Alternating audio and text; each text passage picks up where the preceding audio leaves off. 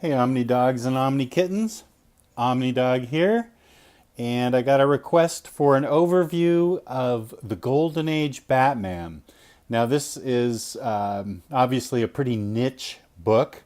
Many of you viewers out there are pretty young and may not have a taste for Golden Age books. As an older guy, I grew up very interested in the Golden Age, and I still am, since it was the birth of comics. However, the writing and the art, if you compare them to today, are very raw and crude and rudimentary, but it was the birthplace of the art form. So let's take a look and see. I'm going to look at both volumes 1 and 2 of Batman Golden Age Omnibus, and we'll just take a look and see what you guys think. So this starts out by saying, debuting in 1939, Batman's earliest stories reveal him as he was initially conceived, a mysterious, dark nemesis of crime, a no-nonsense vigilante, driven by some inner demon to eliminate society's malefactors. Good word. Later, with the introduction of Robin, we are presented with the more human side of our protagonist. Not so fierce, perhaps, but every bit as resolute. So, and unfortunately, we have the typical black boards. And let's take a look.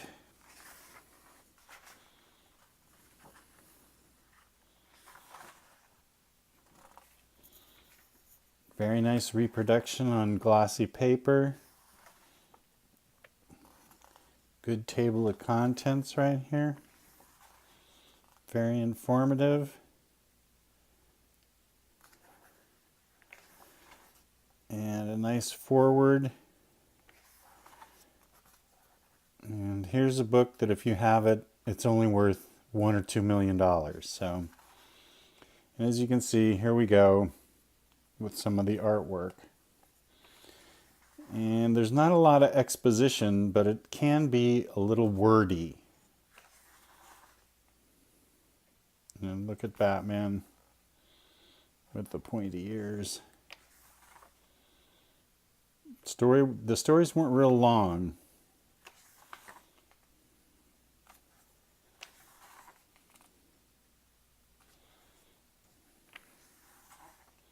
As you can see, they were big issues. Detective Comics says 64 pages of thrill-packed action, but there was a ton of backups in these books. Slam Bradley was in Superman. Some other books, I'm not sure who the backups were for Batman, but they were usually only 10 pages or so. Not the longer epics that you're used to today.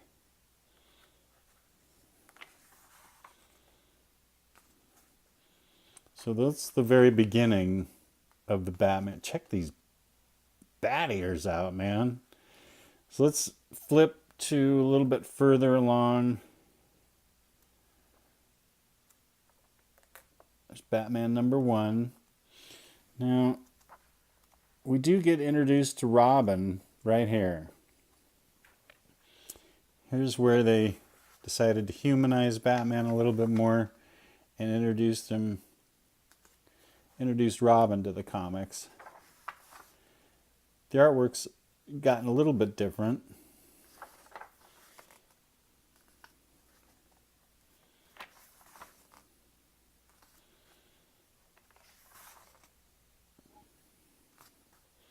This was the beginning of the sort of buddy comic that you have. This is Batman's origin. And here's a Joker story.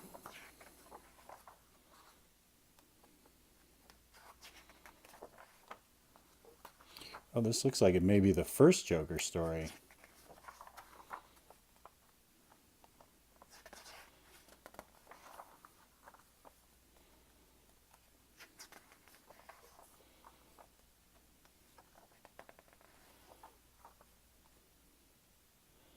Very interesting. So that's page, oh, there's another Joker story. Nothing like a bunch of Joker stories. And now the artwork has changed. Bob Kane's still getting credit. have a pirate story.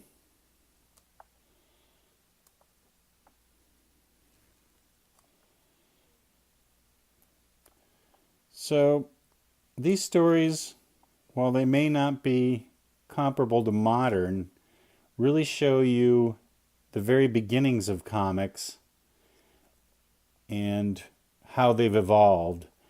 You can still get a lot of enjoyment out of these things. They're not for everybody, though.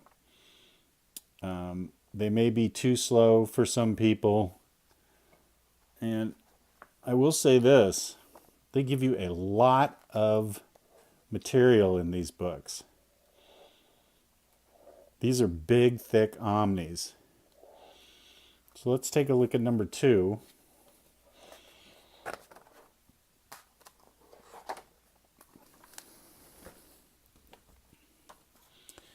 And we'll get a little bit more modern take on him. The Dark Knight, the Caped Crusader, the dynamic duo, words that suggest the highest standard in the annals of heroic fiction, words that invoke a feeling, a mood, or a tension that signifies one person, one of the most popular enduring characters in fiction, the Batman. So here we see Penguin.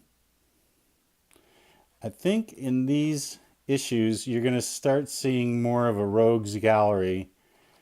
This looks like it may be the beginning of Penguin. I can't really say off the top of my head. Batman's on a golf course there. The art's changed a little bit. You can see the Penguin, he's got quite a beak on him. The art's starting to look a little bit more modern day, or this is one of the most famous covers of Batman. It's not looking modern day, but it is starting to tighten up a little bit. And there's another pic of that Joker fellow. Seems to be a lot of Joker.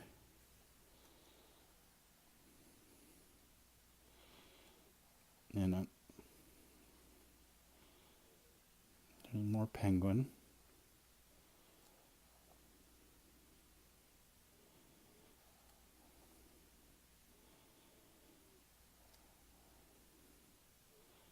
And more Joker. So this looks like it's pretty heavy on Joker and Penguin stories.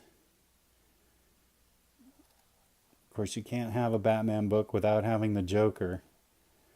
Quite frankly, I'm sick of the Joker. I'm really ready for him to be killed. But that's just me.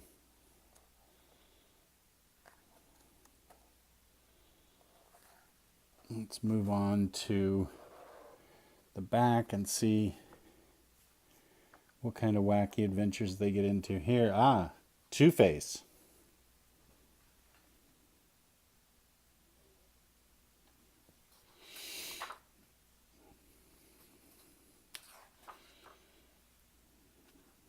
So this is the beginning of Two-Face.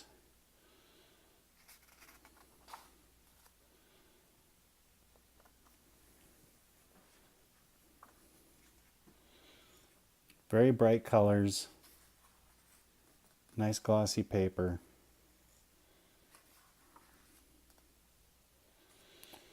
So you've got the origin of some pretty cool villains in these books.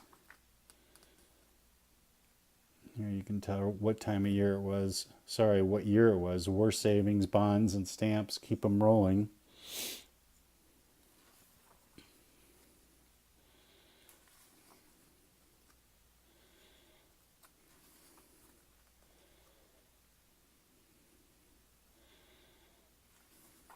It's an early version of the Bat Cave.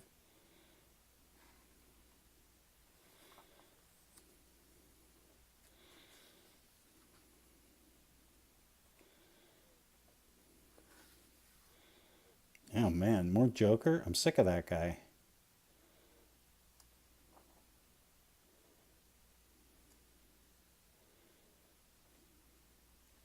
So there you have it. This is pretty much a good overview of what these first two omnibuses are like, what you'd be looking for. It's not for everybody, but if you have a taste for history and a taste for comic history, these books might be for you. Obviously I'm into them. So this is a good overview of what these books are like, and you can make your own decision as to what you'd like to do. Let's see what the price is. $75. So that's really, for this much material, it's really a pretty good deal. That's a lot of paper. So these are inexpensive if you get them through in-stock trades. So there you go. There's the overview of Batman. I hope you enjoyed it, and leave your comments below if you'd like to see anything else overviewed. Thanks for tuning in. This is OmniDog for OmniDog's Vault, out.